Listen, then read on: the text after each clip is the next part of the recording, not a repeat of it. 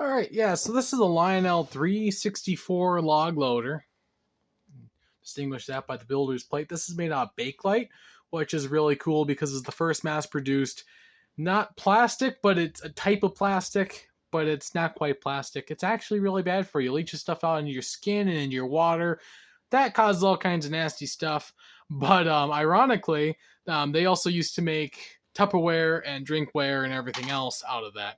This motor's also got a Bakelite housing, which might actually have asbestos mixed into it, because if you needed something that could insulate heat, you put asbestos in it, because asbestos is a great insulator and will help make this plastic much stronger and more resistant to heat, which is great for electrical things like motors.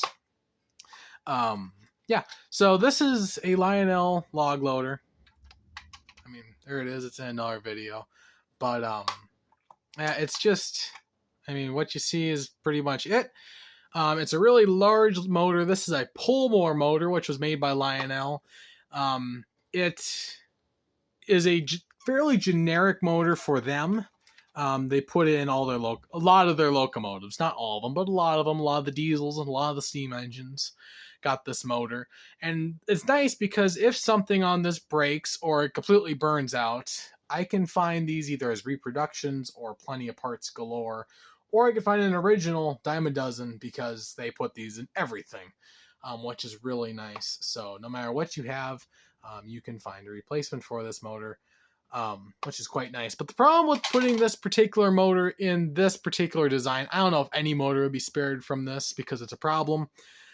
This motor sits at an angle, so like when it sits inside the back, it's actually sitting like this because they use the weight of the motor to help keep tension on this belt, which is a big, potentially also Bakelite wheel, hopefully without the asbestos, that turns the belt, which is great.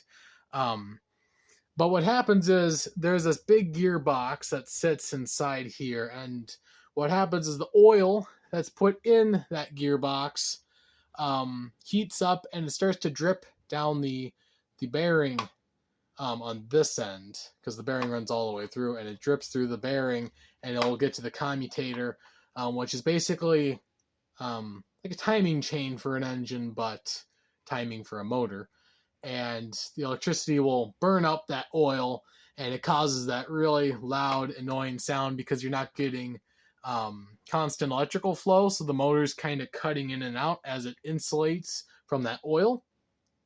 And it burns the oil up, and it makes the motor run really inefficiently, and as a result, you get that weird, gnarly sound. But overall, it's an okay accessory. It can easily be fixed if you take that gearbox apart and put a proper lithium grease in it.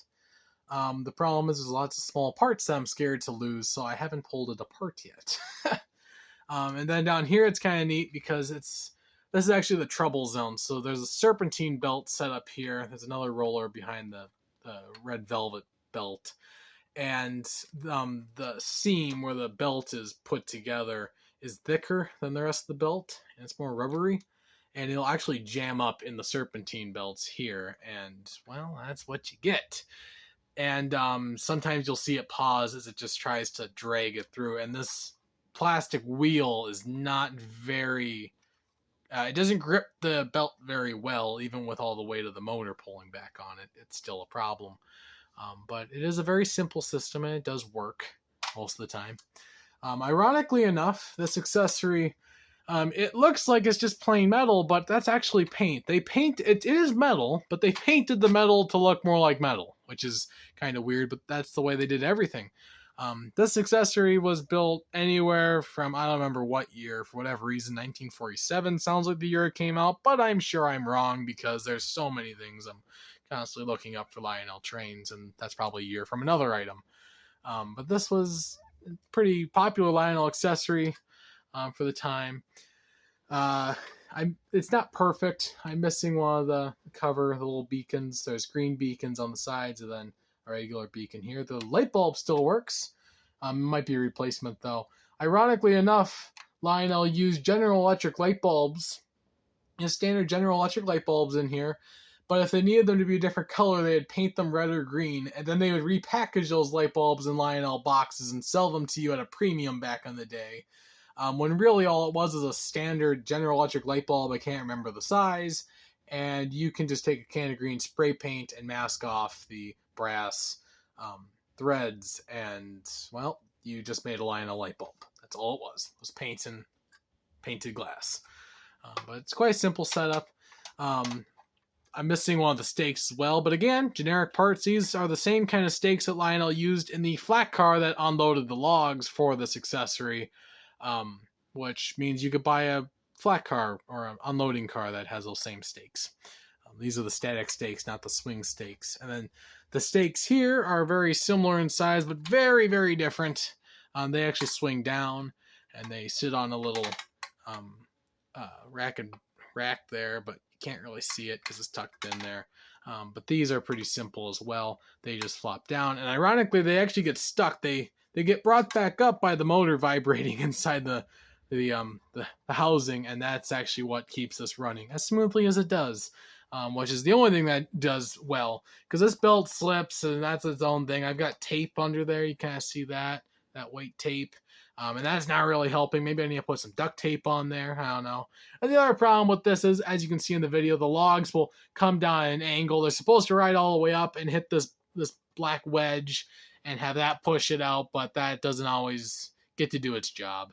So that's a problem. But when I bought these, I got them in a lot from trains.com, a wonderful used model train store, and I was able to get this. I've always wanted one of these, but this is a proper complete tin plate one with the, I believe, cast aluminum crossbuck stand, which is nice, and cast crossbucks, not the plastic ones.